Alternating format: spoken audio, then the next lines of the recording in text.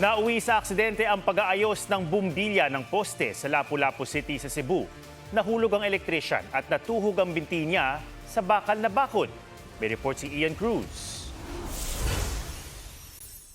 Tila nakaupo ang lalaking ito sa bakod ng isang bahay sa Lapu-Lapu City, Cebu.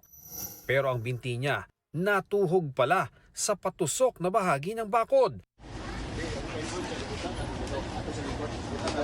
Ayon sa kapitan ng barangay, elektrisyan ng lalaki. Nagkakabit siya ng bumbilya sa poste ng barangay nang mahulog. Bakit siya nakurintihan, ma'am? Natagak siya? Natagak? Dili ningon taas yung kayo? Oo. Parang secondary post lang ba? Niya sa Miko niya, natagak siya. Diri na sa may gate sa kanang balay. Diri sa gate sa balay niya, naay ka na bitong hait-hait, natusok siya. Gumamit ng hydraulic cutter ang mga rescuer para maialis sa pagkakatusok ang biktima. Kailangan first aid na daan, oxygen, gitawag dextrose. Kuhan lang ka ng para prevention sa kaso mag-bleeding ng bainid tang-tang. Nang matanggal ang biktima, isinugod siya sa ospital. Sasagutin ng barangay at city government ang pagpapagamot sa biktima. Ian Cruz, GMA News.